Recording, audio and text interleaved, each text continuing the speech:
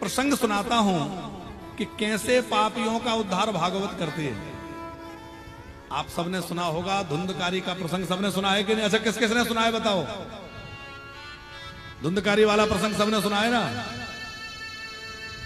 लेकिन हाथ उठाने वालों का प्रतिशत जो है वो लगभग 25% ही है, इसलिए थोड़ा सुना देते हैं। वैसे तो ये कथा कल हो जानी थी, तो चलो कोई बात नहीं, आज सुनाते हैं। तुंगभद्रा नदी के तट पर एक नगर था। उस नगर उत्तम नाम का नगर था। उस उत्तम नाम के नगर में एक ब्राह्मण देवता रहते थे जिनका नाम था आत्मदेव। बड़े विद्वान थे और भगवान की कृपा से धनवान भी थे। पत्नी थोड़ी झगड़ालू थी, क्रोधी स्वभाव की थी, पर ब्राह्मण देवता इतने सीधे सरल थे कि वो ऐसे पत्नी से भी काम चला रहे थे, बढ़िया गृहस्थी चल रही थी। कमी थी तो इस बात की कि उनके कोई संतान नहीं थी। उस संतान ना होने की बात से पंडित जी बड़े चिंतित रहते थे। उन्होंने अनेक तरह के धर्मानुष्ठान किए। अनेक अनुष्ठान करने के बाद भी जब घर में संतान नहीं हुई तो बड़े निराश रहने लगे। देखो, कुछ भी प्राप्त करने के लिए साधन करना बुरी बात नहीं है। किसी चीज को पाने का प्रयत्न करना, उसके लिए लालसा रखना बुरी बात नहीं है।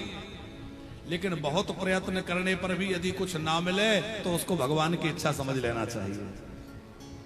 अपने जीवन को दो चीजों के बीच में डाल दो, एक भगवद कृपा और दूसरा भगवद इच्छा। हम जो चाहते हैं वो मिल गया, हमारे मन में जो चाहा है तो हमारा चाहा हुआ मिल गया तो भगवान की कृपा, और हम जो चाहते हैं वो ना मिले तो भगवान की इच्छा। हम अपने कर्म करने में कमी ना करें, पुरुषार्थ करने में कमी ना करें, पर कर्म करने के बाद भी इच्छित वस्तु ना मिले तो फिर भगवान पर छोड़ देना चाहिए। बोले राजी तेरी रजा में। एक संत कहते थे, ना खुशी अच्छी है ना मलाल अच्छा है, और मेरा गोविंद जिस हाल में रखे वो हाल अच्छा है। कन्हैया जिस हाल में रखे उसमें मौज मनाइए। आत्मदेव पंडित जी के मन में संतान के प्रति बड़ी लालसा थी। ये कूलर को थोड़ा ऐसा घुमाओ पीछे की तरफ, उस पे ना सर सर सर। आत्मदेव पंडित जी संतान को लेकर के बड़े चिंतित रहते थे, और एक दिन तो इतने ज्यादा दुखी हो गए कि सोचा कि बिना संतान के जीवन बेकार है, इससे अच्छा तो मैं मर जाऊं। और आत्महत्या का निश्चय कर करके पंडित जी जो है जंगल में वन में चले गए, और वहां जाकर के पक्का कर लिया कि अब तो प्राण त्याग दूंगा। मरने का निश्चय करके बैठे थे, रो रहे थे। उसी समय एक सन्यासी जी वहां से निकले। सन्यासी जी ने देखा कि कोई ब्राह्मण बैठ के रो रहे हैं, तो सोचा शायद भगवान की प्राप्ति के लिए रो रहे होंगे। सन्यासी जी पहुंच गए, भाई क्या बात है, क्यों रो रहे हो? बोला महाराज अच्छा हुआ आप मिल गए, मैं इसलिए रो रहा हूं कि मेरे कोई संतान नहीं है। और महात्मा ने सिर पकड़ा के, बताओ मैं तो सोच रहा था कि भगवान के लिए रो रहा होगा, ये तो संतान के लिए रो रहा है। देखो, जीवन में संत मिले तो उनसे दुनियादारी की बातें मत कहो, संत मिले तो उनसे ये कहो भगवान कैसे मिलेंगे, भगवान की भक्ति का मार्ग पूछो। संसार की बातें संतों के सामने जाके रखोगे तो कुछ हाथ नहीं लगेगा। लेकिन सन्यासी जी के सामने आत्मदेव ने यही रखा कि मेरे संतान कैसे होगी, संतान के उपाय बताइए। सन्यासी जी ने समझाया, ब्राह्मण देवता मुंचा ज्ञानम प्रजारूपम, मुंचा ज्ञानम प्रजारूपम, बलिष्ठा कर्मणो गते, विवेकम तो समासाद्य, त्यज संसार वासना। ब्राह्मण देवता, ये संतान की चाह छोड़ो। तुम्हारे भाग्य में तो 7 जन्मों तक संतान का योग नहीं है, और देखो संतान होने से सुखी हो जाओगे इसकी कोई गारंटी है? अच्छा, हमें लगता है कि ये मिल जाएगा तो सुखी हो जाएंगे, फिर लगता है ये मिल जाएगा तो सुखी हो जाएंगे, पर क्या सुखी हो पाते हैं? अच्छा, संतान से ही सुख मिला करता तो संसार में प्रायः सभी संतानवान हैं, पर क्या सब सुखी हैं? सब सुखी हैं क्या, बताओ? नहीं है। धन मिलने से सुखी हो जाया करते तो जो बड़े बड़े धनी हो वो तो सब सुखी रहते, पर बड़े बड़े धनी भी तो बड़े दुखी नजर आते हैं। बाहर से लोग खुश दिखते हैं, पर आप उनके पास बैठ जाओ और थोड़ा सा उनसे अपनत्व की बातें करो तो पता लगेगा कि हमारा दुख तो बहुत छोटा है, ये तो और ज्यादा दुखी है? बाहर से दुनिया अच्छी दिखती है, पर अंदर हर कोई रो रहा है। कोई तन दुखी, कोई मन दुखी, कोई धन बिन रहत उदास, थोड़े थोड़े सब दुखी, सुखी राम के दास। एक महात्मा कहते थे, आराम की तलब है तो एक काम कर, आराम की तलब है तो एक काम कर। बोले आराम की शरण में और राम राम कर, आराम की शरण में और राम राम कर। सन्यासी जी ने समझाया, ब्राह्मण देवता, भगवान ने संतान नहीं दी, कोई बात नहीं है, प्रसन्न रहिए, भगवान का भजन करिए। लेकिन ब्राह्मण को समझ में नहीं आया। देखो, यदि सन्यासी जी की बातें उन ब्राह्मण ने सुन ली होती और मान ली होती तो आप विचार करो, क्या घर में धुंधकारी की समस्या आती? आगे चल के धुंधकारी से दुखी हुए, धुंधकारी ने पिटाई लगाई, फिर रोए और फिर घर छोड़ के भागना पड़ा। यदि सन्यासी जी की बातें मान ली होती तो क्या घर में धुंधकारी की समस्या आती? नहीं आती। पर सन्यासी जी की बातें नहीं मानी। बार बार सन्यासी जी कह रहे हैं कि जो हाल में भगवान रखे। देखो, 3 संत इस कलयुग में समकालीन, एक हुए संत एकनाथ जी देवलिया जी। संत एकनाथ जी जो थे, उनकी पत्नी, वो भी गृहस्थ थे, उनकी पत्नी बड़ी सुयोग्य। उनसे लोग कहते कि आपको तो भगवान ने बड़ी सुयोग्य पत्नी दी है, बड़ी अनुकूल चलने वाली है। तो वो कहते, देखो, भगवान ने मुझे पत्नी नहीं दी, भगवान ने तो मुझे सत्संग दिया है। मैं घर में बैठ के सत्संग करता हूं, पति पत्नी दोनों बैठ के हम भगवान का भजन कीर्तन करते हैं, सत्संग करते हैं। तो अनुकूल पत्नी मिली तो वो भगवान की कृपा मान रहे हैं। एक संत हुए तुकाराम जी, आप सबने नाम सुना होगा। तुकाराम जी की पत्नी बड़ी लड़ाकू थी, बड़े क्रोध करने वाली थी। कितनी क्रोधी थी? एक बार कोई संत महात्मा आ गए और तुकाराम जी उनके साथ बैठ के सत्संग कीर्तन करने लगे और पत्नी नाराज हो गई। बैठे रहते हो महात्माओं के बीच में, चिंता नहीं है कुछ भी, जाओ जरा कुछ लेके आओ। अब सवेरे से तुकाराम जी निकले और कहीं कोई मिल गया, वहीं बैठ गए, कीर्तन करने लगे। ऐसे करते करते बहुत समय बीत गया, मध्याह्न काल भी निकल गया, शाम होने वाली है। किसी किसान ने गन्ने दे दिए, वो लेके लौट रहे थे।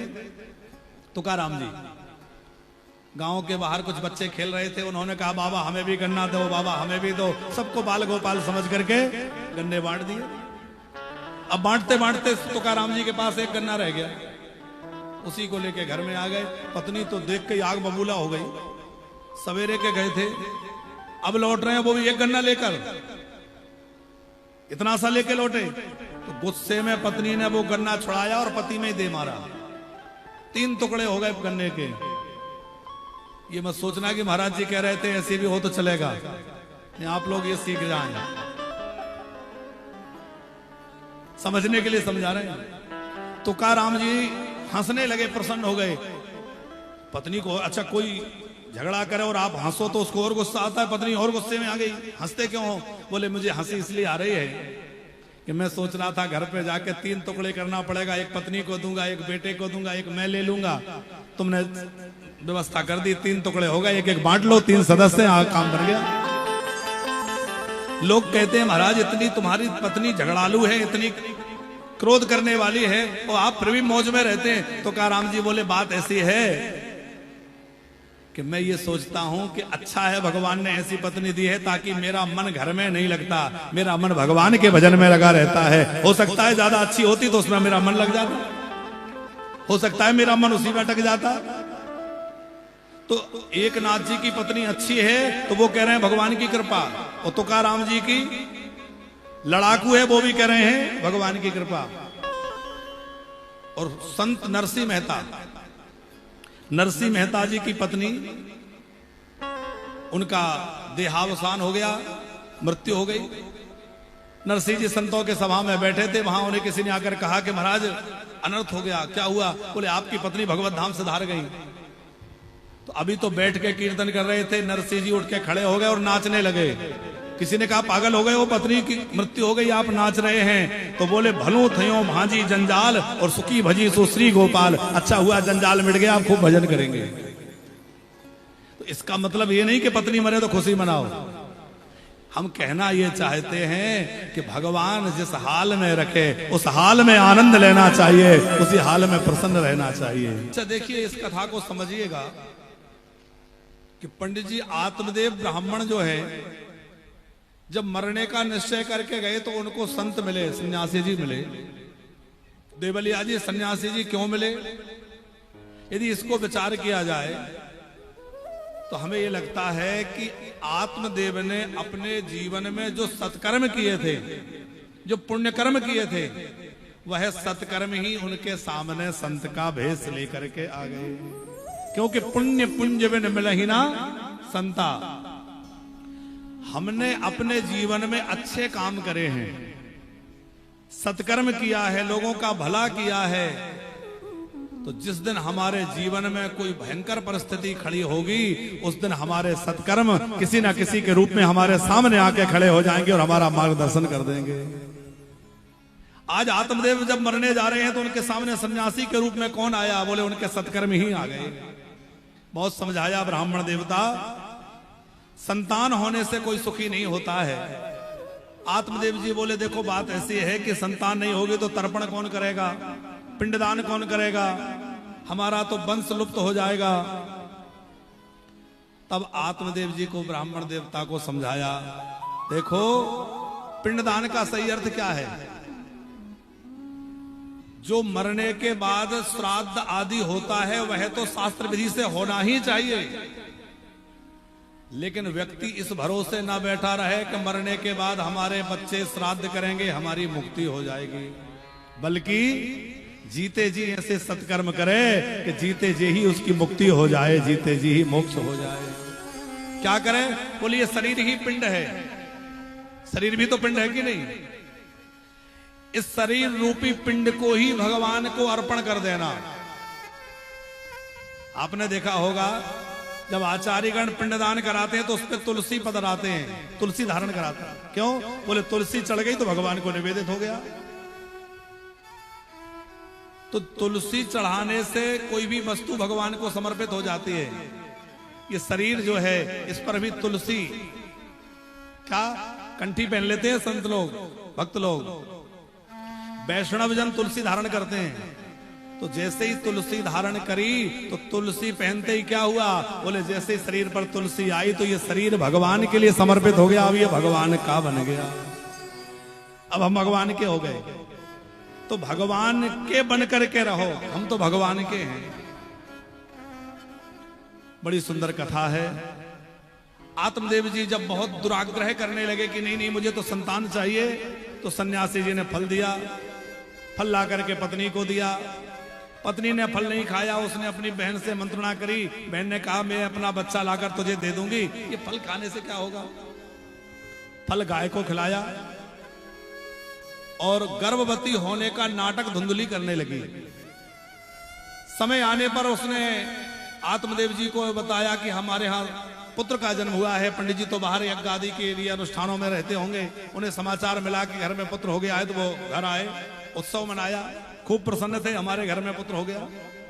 लेकिन वस्तुतः पुत्र उनके घर में नहीं हुआ, पुत्र तो बहन के यहाँ हुआ था, उसके धुंधली के, और लाया गया था। अब उन्होंने कहा कि बेटे का नामकरण करें। सोचा कि मेरा नाम आत्मदेव है तो पुत्र का नाम ज्ञानदेव रखूं, ब्रह्मदेव रखूं, कुछ अच्छा नाम रखूं। धुंधली बोली सुनो जी, कष्ट हमने उठाए हैं तो नाम भी हम ही रखेंगे। बोले रखो देवी। क्या नाम रखा? कितने लोगों को पता है नाम क्या रखा? नाम रखा धुंधकारी। बोले मेरा नाम धुंधली, तो पुत्र का नाम धुंधकारी। जिस गाय को वो फल खिलाया गया था, उस गाय ने भी एक सुंदर बालक को जन्म दिया।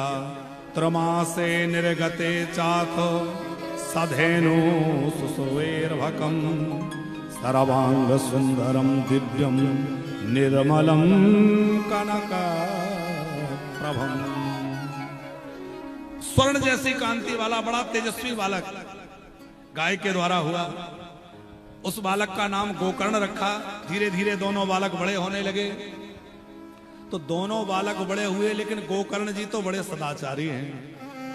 पिताजी ने गायत्री मंत्र दे दिया, विधिवत यज्ञोपवीत आदि करा दिया, गायत्री दे दिया। उसके बाद वो संध्योपासना करते हैं, वेदाध्ययन करते हैं, अग्निहोत्र करते हैं, माता पिता की सेवा करते हैं। और जो दूसरा बेटा है बड़ा वाला धुंधकारी, वो ठीक इसके विपरीत आचरण करने वाला है। स्नान शौच क्रियाहीनो दुर्भक्षी क्रोध वर्धिता दुष्परिग्रह करता चा सब हस्ते न भोजनम। अच्छा, एक बात और ध्यान दीजिएगा। कथा एक तरह का दर्पण है, और कथा रूपी दर्पण में ये भी देखते चलना है कि हमारा जीवन गोकर्ण से ज्यादा मिलता है कि धुंधकारी से ज्यादा मैच खाता है। भाई अपने आप का भी तुम विचार करें, हमारा जीवन किससे ज्यादा मेल खाता है। यदि हम सवेरे जल्दी जग जाते हैं, संध्योपासना करते हैं, भगवान का पूजन अर्चन करते हैं, माता पिता की सेवा करते हैं, बड़ों का आदर करते हैं, तो हम गोकर्ण जी की श्रेणी में हैं। और सवेरे देर तक पड़े रहते हैं, न नहाने का समय, न खाने का कोई निश्चित समय, न पूजा, न पाठ, न भजन, न कुछ, तो किससे मेल खा रहा है हमारा जीवन? अरे आप लोग बताओ, धुंधकारी से मिल रहा है कि नहीं? अब यदि हमारा जीवन धुंधकारी जैसा है, तो फिर हम गोकर्ण जैसा फल क्यों चाहते हैं? फिर तो धुंधकारी को जो फल मिला वही मिलेगा, हम भी प्रेत बनेंगे कहीं जाके।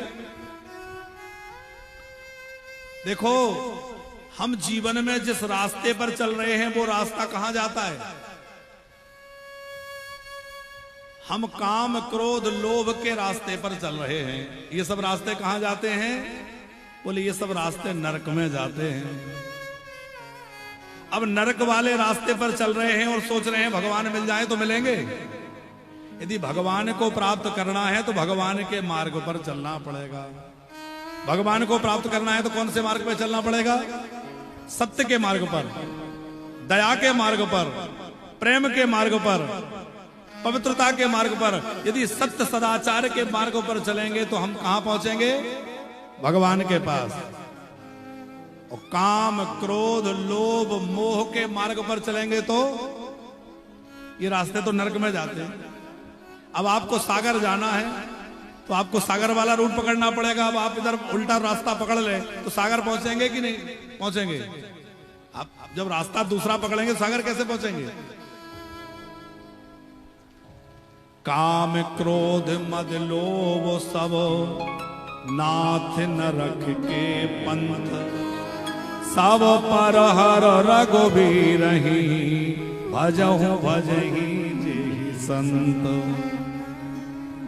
तो यदि हमें भगवान की प्राप्ति करना है तो हमें भगवान के रास्ते पर चलना होगा।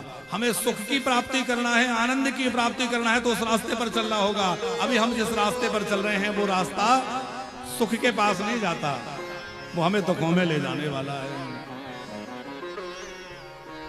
कैसा है धुंधकारी? स्नान शौच क्रियाहीनो दुर्भक्षी क्रोध वर्धिता। हर समय क्रोध में भरा रहता है, ना नहाने का ठिकाना, ना कोई क्रिया पूजा पाठ हवन पूजन कुछ नहीं। दुष्परिग्रह करता जा, बुरी चीजों का संग्रह करता है, पवित्रता आदि का विचार नहीं रखता है। यहां लिखा है देवलिया जी, सब हस्तेन भोजनम,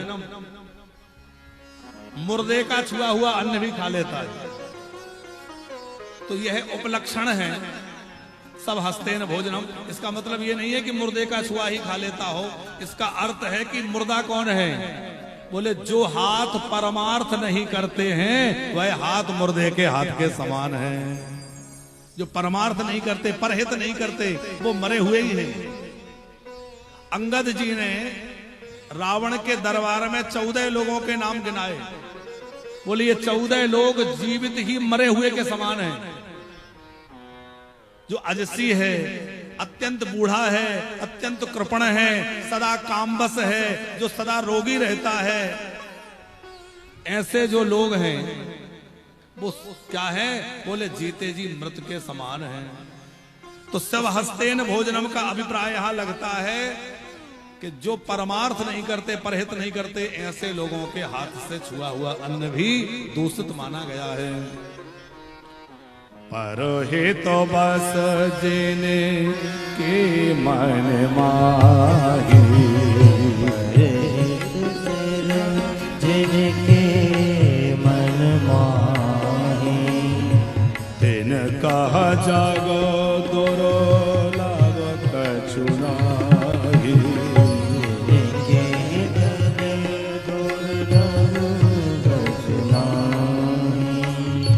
परहित सरेस धर्म नहीं भाए, परहित सरेस धर्म नहीं भाई, पर पीड़ा सम नहीं अधमाए, पर पीड़ा सम नहीं अधमाए, परहित बस जिन के मन माही, परहित बस जिनके मन माही, तिनका जग दुर्लभ कछु नाही।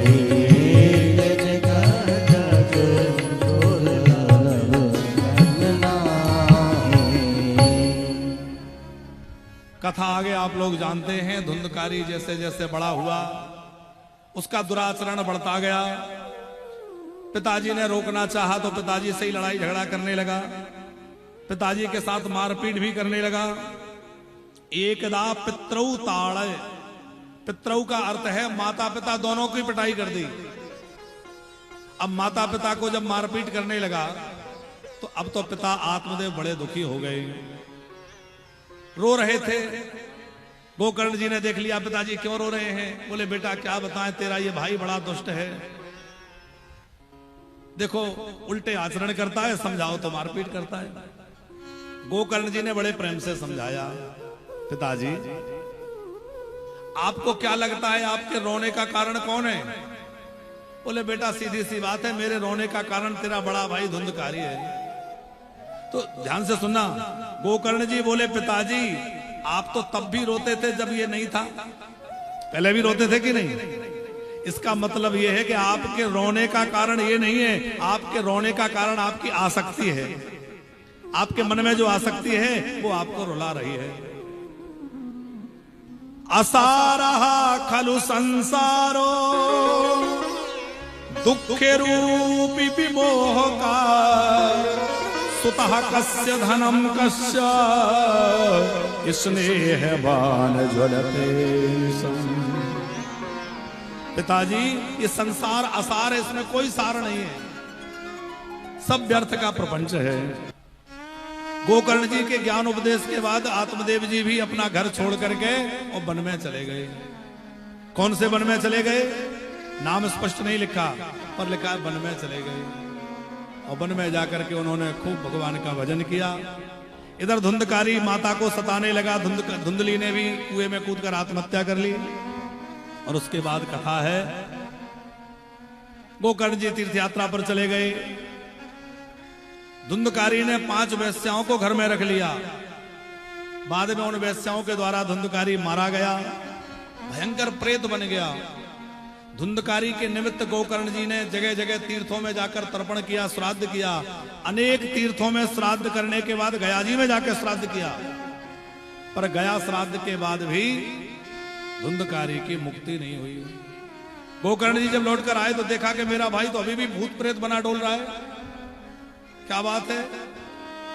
धुंधकारी बोला भैया क्या बतलाएं, सो गया श्राद्ध से भी मेरी मुक्ति नहीं होगी, क्योंकि मैं भयंकर पाप करने वाला रहा हूं।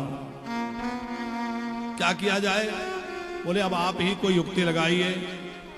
गया श्राद्ध सते नापी मुक्तर में न भविष्यति, सो गया श्राद्ध से भी मैं मुक्त नहीं होऊंगा। क्यों? इसके पीछे, अच्छा गया श्राद्ध जिसका हो जाए वह मुक्त हो जाता है, ऐसा कहा जाता है कि गया जी में जिसका श्राद्ध हो गया वो मुक्त हो गया। पर धुंधकारी मुक्त क्यों नहीं हुआ? तो एक कारण तो यह है कि वो ब्राह्मण होकर के भी उसने ब्राह्मणत्व को नाश किया, माता पिता का द्रोही हुआ और अनीति अधर्म के मार्ग पर चला। पर आप कहेंगे कि भाई इसके बाद भी उसको मुक्ति मिलना चाहिए, नहीं तो फिर गया जी का महत्व क्या रह जाएगा? तो भले ही उसने चाहे जितने पाप करे, पर गया में जाकर उसको मुक्ति क्यों नहीं मिली? तो दूसरा कारण है कि उसके नाम गोत्र से श्राद्ध नहीं हुआ, क्योंकि वो आत्मदेव जी के गोत्र का नहीं था। ना तो वो आत्मदेव जी का आत्मज था, ना औरस था, ना दत्तक था, वो तो कपट पूर्वक लाया गया था। नाम गोत्र ठीक उच्चारण नहीं हुआ। और तीसरा कारण जो बड़ा विशेष है, ध्यान देने योग्य है, वो ये है कि मरने के बाद धुंधकारी के शरीर का ठीक से संस्कार आदि नहीं हुआ। मरने के बाद की जो क्रिया है, दशगात्र आदि, वो विधान उसका नहीं हुआ। और जिसका मरणोपरांत ये सब श्राद्ध आदि क्रिया ना हो, वह निश्चित ही भटकता है। आपने हनुमान प्रसाद पोद्दार जी के जीवन की एक घटना सुनी होगी, कल्याण में वो प्रकाशित हुई है। आपने भाई हनुमान प्रसाद पोद्दार जी का नाम सुना है सब लोगों ने? गीता प्रेस गोरखपुर के संपादक रहे, बड़े अच्छे भगवत भक्त थे श्री हनुमान प्रसाद पोद्दार जी। उन्होंने अपना एक संस्मरण गीता जी के जो अंक निकलते हैं उसमें लिखा, ध्यान से सुनना। जब वो बंबई में रहते थे तो कभी कभी वो शाम के समय समुद्र किनारे चले जाते हैं। अब उस समय समुद्र किनारे का वातावरण अभी जैसा दूषित नहीं था, शांत वातावरण रहता था, तो वहां बैठ करके वो थोड़ा भगवत चिंतन करते। तो भाई श्री लिखते हैं कि एक बार मैं वहां बैठकर भगवत चिंतन कर रहा था, तो वहां एक सफेद कपड़ा पहने हुए एक व्यक्ति आके मेरे पास बैठ गया, बोला नहीं, उठ के चला गया। हमें लगा कोई होगा, पर ऐसा एक बार नहीं, पर कई बार हुआ। तो देखा कि ये व्यक्ति कौन है, ये कोई साधारण व्यक्ति तो नहीं है, कोई विशेष दिखता है, पर ये कौन है? मेरे पास आके बैठ जाता है, उठ के चला जाता है। तो भाई श्री हनुमान प्रसाद पोद्दार जी ने एक बार उससे पूछा कि तुम कौन हो और मेरे पास आकर क्यों बैठते हो? उसने कहा कि मैं प्रेत हूं। अच्छा तुम प्रेत हो, तो मेरे पास क्यों आते हो? बोले तुम्हारे पास बैठने से मुझको कुछ शांति मिलती है, आपके पास बैठने मात्र से मुझे शांति का अनुभव होता है। तो भाई श्री ने पूछा कि तुम अपनी पूरी बात कहो, कैसे प्रेत बन गए, ये सब कैसे हुआ? तो उसने सुनाया कि बात ऐसी है कि मैं जो है क्रिश्चियन धर्म से था। उसने कहा कि हमारा धर्म क्रिश्चियन धर्म था, और क्रिश्चियन धर्म में मरने वाले के बाद में कोई क्रिया तो होती नहीं, तो मेरी उत्तर क्रिया नहीं हुई। ना तो मरने के बाद अग्नि संस्कार हुआ, ना मरने के बाद जो श्राद्ध तर्पण पिंडदान आदि होता है वो सब हुआ। तो वो सब क्रिया नहीं हुई, उसका परिणाम है कि मैं प्रेत बन के भटक रहा हूं। तो आपसे मेरी इच्छा है कि आप कुछ मेरे लिए उद्धार का साधन करिए। भाई श्री ने कहा क्या करें? बोले ये मैं नहीं जानता, पर आप कुछ कर सकते हैं। पर हनुमान प्रसाद पोद्दार जी ने किसी ब्राह्मण के द्वारा उस प्रेत का नाम गोत्र उससे पूछ करके और उसके लिए श्राद्ध तर्पण आदि किया, और विधिवत दशगात्र आदि कराने के बाद श्रीमद् भागवत का पारायण उसके नाम से कराया। और भागवत पारायण कराने के बाद वह प्रेत बतला कर गया कि अब मैं जा रहा हूं, आपके इस कृत्य से मैं मुक्त हो गया और मैं विमान में बैठकर जा रहा हूं, मुझे लेने विमान आ गया। वो आत्मा जो है भगवत धाम चली गई। ये इसी कलयुग की अभी की घटना है, वर्तमान काल की। तो धुंधकारी की मुक्ति गया श्राद्ध से नहीं हुई, इसका कारण यह था कि मरने के बाद की उसकी कोई क्रिया ठीक से नहीं हुई थी। ये बात हम इसलिए कह रहे हैं कि आजकल मरने के बाद औपचारिकता मात्र रह गई, विधि पूर्वक जो क्रिया होना चाहिए वो नहीं हो रही है।